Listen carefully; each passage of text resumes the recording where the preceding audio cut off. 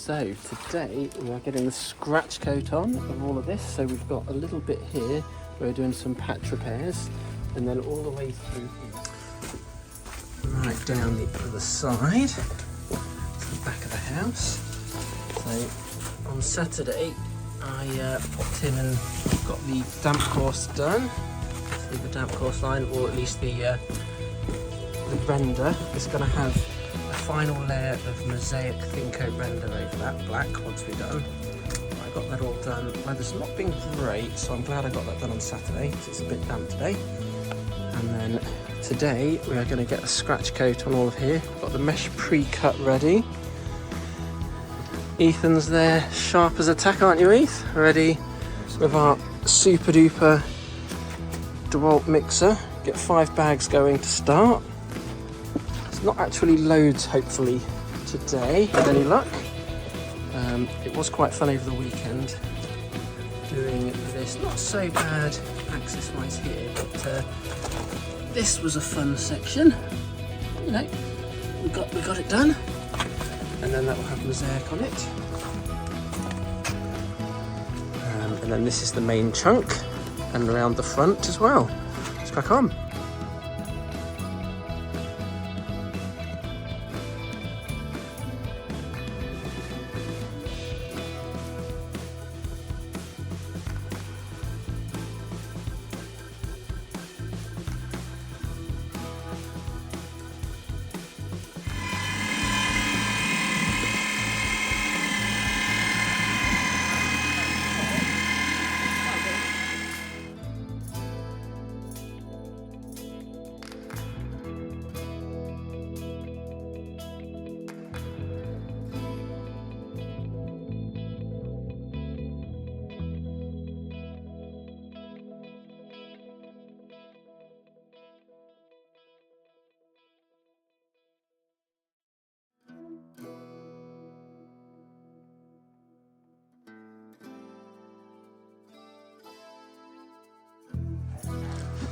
We've got this scratched now. You can see we've embedded the mesh. You see the mesh there, the nice coat. Kris is doing a lovely job of putting the scratch there. The wiggly lines, they're not for show, they're not to make it look pretty, they are actually for a purpose. You always want that ever so slight wiggle. The next coat adheres much better. It's a much stronger adhesion to a slightly wiggly line as opposed to a straight line. So you always want to see a nice little wiggle in your scratch coat. Tip of the day there, although most of you should know that. Let's crack on.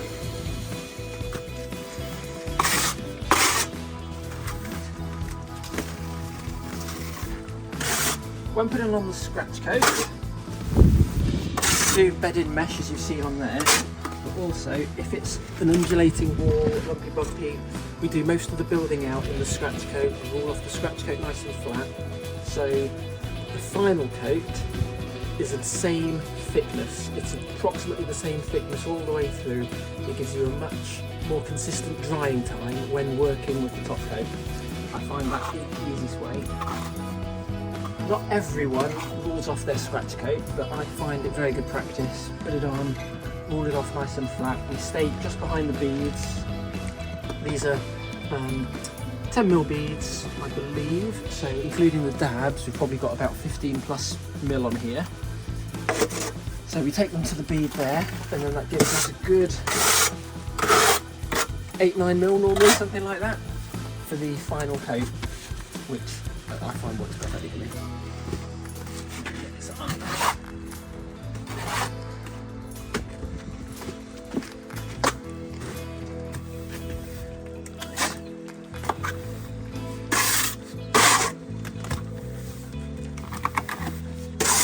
If you are right-handed as well, always work right to left, pressing the render into itself as you go. Find it so, I mean, you can do these the other way, but basically until you've mastered it, always work right to left if you're right-handed, pushing the gear into the existing gear. That will save you from dropping a decent chunk. Once you're experienced and practiced, you can pretty much put it on any way you want, but to start with, definitely stick to that method.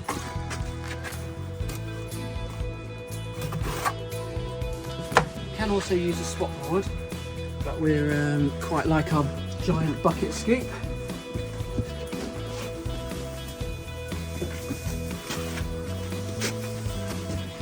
Used to use a spot board all the time, but a lot of our jobs you don't always have the room or want to sacrifice the room for a big 1 metre square spot board.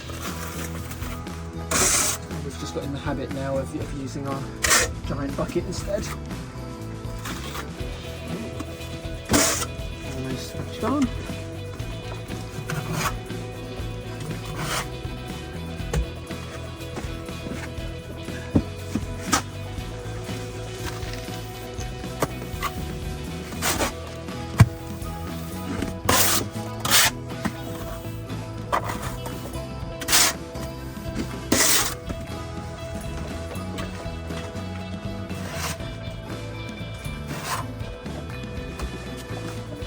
Stiff side, it's working.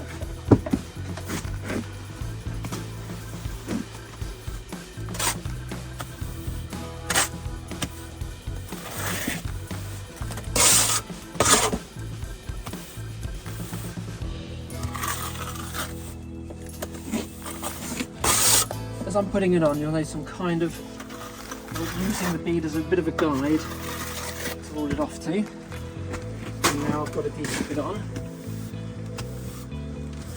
I'll roll it off. Something that size, 4-foot rule will do the job.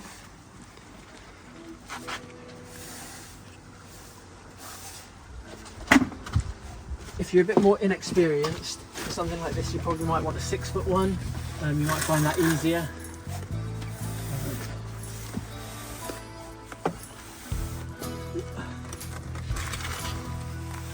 I've been doing it 20 odd years. You can get away with it.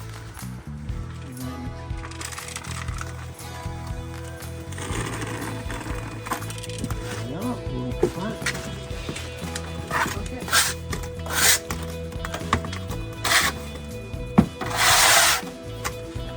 So this is Weber's one coat render, pre-mixed stuff.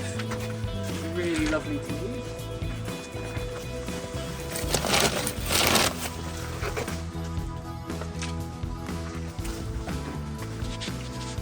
User-friendly stuff.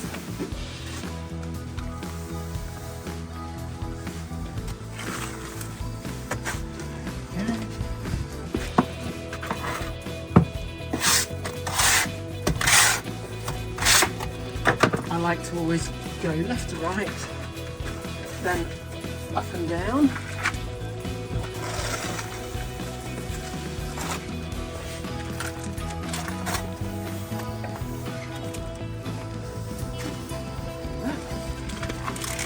Bad, and then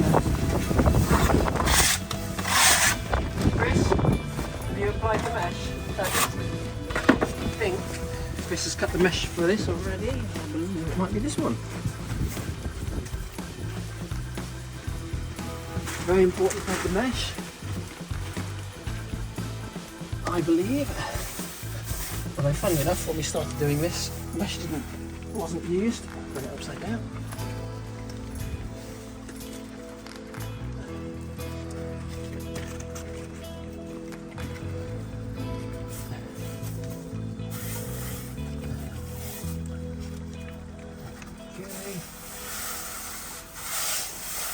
Plenty of time, it's staying quite good.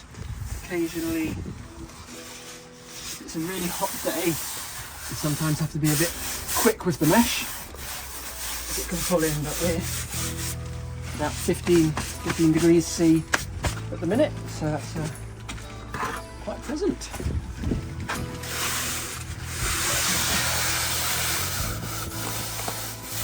And then you want to bed the mesh in with the trowel methodically, so start at one side and then work your way through to make sure you don't get any big bubbles. If you sort of mix it and do both, you end up with a bubble like that.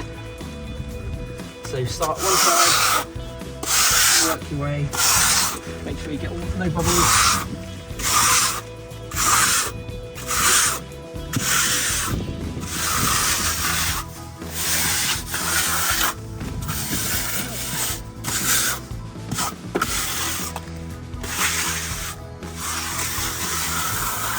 with that. So thin coat render system, you can press this in and almost get it in one.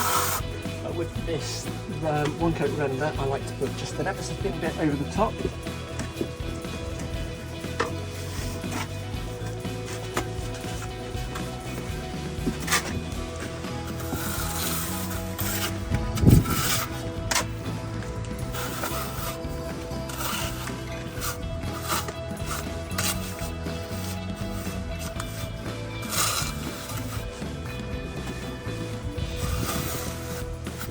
This gives me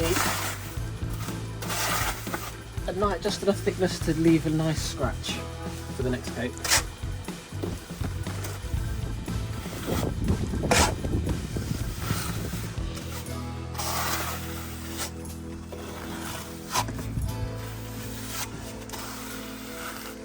So with the one coat render as well, hence the name, even though it's called one coat render, you still need 2 passes normally. So you'll scratch it up like that, that's actually probably hard enough now to have another coat. Give it normally an hour or 2, depending on the temperature, and then you put the second coat on the same day. So that's what's different about this stuff compared to your standard sand and cement that you mix up by hand. That stuff you need to leave at least a day. That said, you can absolutely leave this to dry and then just put it on like normal. And that's what we're going to do today.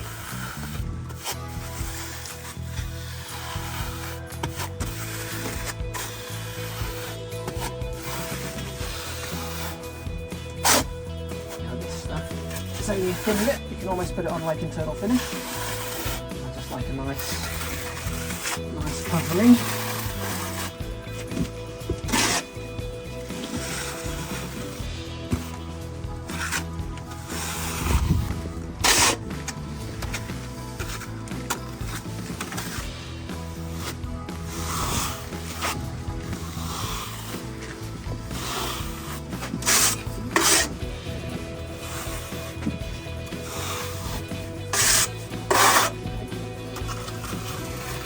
Hope you can hear me okay. I know my audio has been a problem over a lot of my videos. I have got better microphones on the way in the post. So we'll have better audio in future. It's quite exciting. But for now you just have to make do. So that is now ready to be scratched.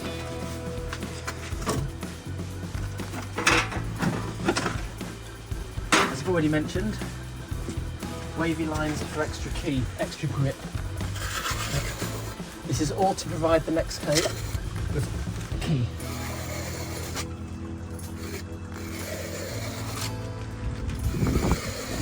If you were to leave it smooth, once this goes hard and dry and then try and put the next coat on, there's just not enough to key it. It might hold a bit, but this is so much grippier. Just make sure you get these in.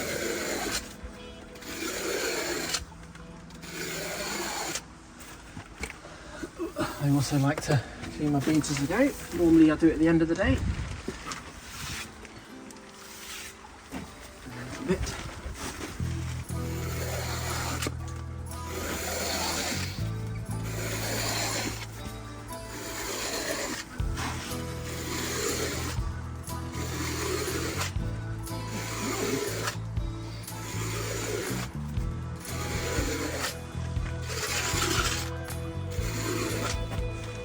Lovely, a little section done. And that's the scratch coat all done for today. So we will let that dry, and tomorrow we'll be putting the top coat on. So stay tuned for that video later on. For now, I've got a bit more work to do, of course. Working on site is only part of my job. I'm now on a materials run and some other bits and pieces, not to mention the paperwork. Which is all great fun. But I hope you enjoyed the video, and please subscribe. Thank you.